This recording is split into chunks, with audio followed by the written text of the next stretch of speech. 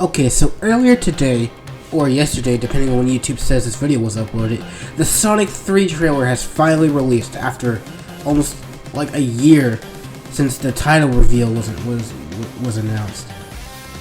And so far, I think it looks incredible. Like, Shadow looks incredible in the movie, and I can't wait to see more of him later on in the movie.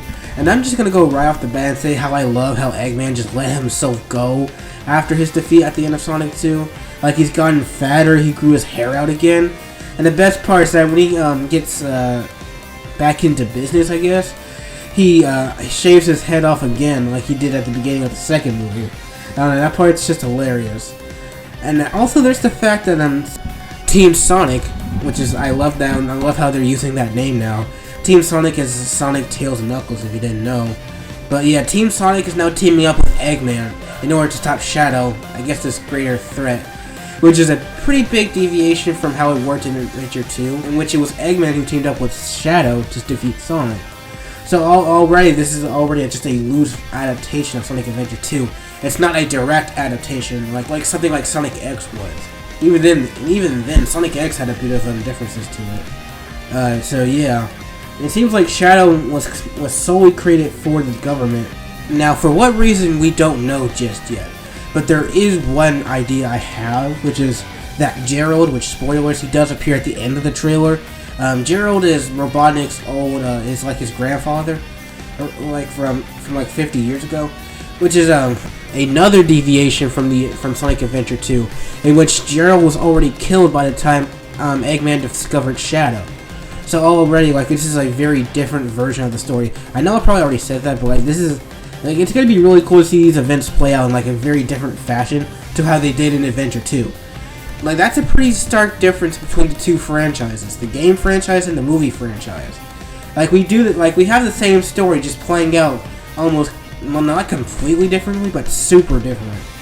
Like, I find it's interesting how they decided to go this route and not do a more direct adaptation of the games. I mean, it makes sense why they wouldn't want to do that, considering that the games got pretty convoluted. Like, the original Adventure 2 was pretty convoluted, and the poor translation also didn't help much. Like, there's a lot of lines, like, it's much better than Adventure 1, but there's still a lot of lines that weren't properly translated from Japanese into English, and that probably contributed to how convoluted the story could have been. Like, it's not impossible to follow. Like, this isn't like something like the Kingdom Hearts games, where like you need to play like several different games in different orders on different consoles just to follow the basic plot of the story. It's not at that level, but it's still pretty convoluted. Especially the later games like Sonic 06 and Shadow the Hedgehog, which require you to play the game 10 times in order to get the true ending. Like, that's just ridiculous. So yeah, we're nowhere near that level yet, and I can understand why they wouldn't want to do something like that. They want to keep the plot simple, so they sort of deviate from the main game continuity. But I'm honestly optimistic to see how this goes. Just because it's different doesn't mean it's bad. In which a lot of people on the internet seem to have that mindset and are stuck inside of it. Like they automatically think that something is, just because something is different or is deviating from what they like, or is appealing to a different audience, they automatically think it's bad, which is not always the case. Like, sometimes I just wish people on the internet learn to give people a chance sometimes. But anyways, let's jump back to Shadow. Like, one moment I loved in this trailer was how Shadow just straight up like broke Knuckles' wrist. Like, he just took it and twisted it, and we don't know how early in the movie that fight was. So for all we know, Knuckles could be put out of commission for the rest of the movie, at least a good chunk of it, which is a bit of a concern for me. Like, I don't want Knuckles to be put out of commission for the movie. Like, I understand like Sonic 2 was his time in the spotlight, but like, I still want Knuckles to have a decent part in the movie, especially with how lacking he was in his own show that was named after him. Like, the Knuckles, like, I am still somewhat mad about, well, not mad, I'm still like somewhat disappointed about the Knuckles show not having enough Knuckles in it, especially in episode 2, I think. Episode 2 or 3, wait. But yeah, I don't want Knuckles to be like on the sidelines for too much in this movie. I hope all the characters get a decent amount of screen time. Like, obviously, I mean, sure, Sonic's probably gonna get the most screen time since the movie is called Sonic the Hedgehog 3. It's not called Shadow the Hedgehog, which, now that I think about it, probably would be a good movie to see. It would be insane to see how they tackle the Shadow the Hedgehog game if they ever decide to make it one, which I doubt it. Actually, that might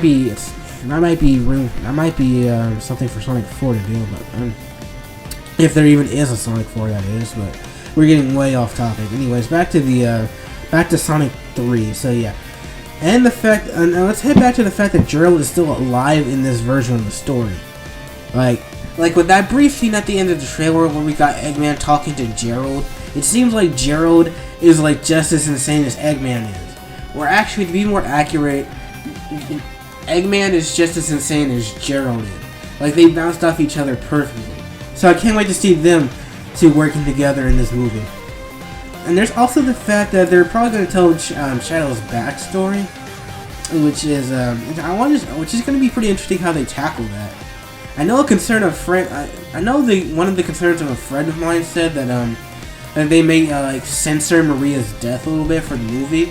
Like, instead of her getting shot, we might just see her die in an explosion, which I guess could be done to keep the age rating down or something. But I said to them, like, it doesn't really matter how she dies, rather than the fact that she just dies at all. Like, I mean, sure, it would be more accurate for her to die by a gunshot than it would by an explosion. But honestly, like, it would still hit just as hard for her to die at all, than it would be for her to die a specific way. I mean, sure, another person in the Discord server I was in said that it may be a bit more personal for them to die with a gunshot, which I can understand. But honestly, I still think they could pull this off with an explosion. Like, there have been scenes in other movies where characters have died in explosions, where they hit the emotional beats just as much as if they were to die with a gunshot. Like, so I don't think that's really a big issue for me personally, but I can see why they would be concerned about that. But yeah, that's I think that's all I have for the trailer analysis. Like this trailer, I'm pretty sure this movie's going to be really awesome. It's only coming out in like a couple months. Which, speaking of which, why the heck did it take Paramount so long to release this trailer? Like, the title was announced like a year ago, and we're only getting the trailer now, like 2 or 3 months before the movie comes out. I may not work at Paramount, but I'm pretty sure it does not take a year to make or to film a trailer and to release it online. Like, I don't know what they were waiting for so long about that. But yeah, those are all my thoughts about the Sonic 3 trailer, and yeah, I think this movie's gonna be incredible. I can't wait to see it. I will hopefully see it on release day in December 20th. And that's all I got for today's video, and I will see you later.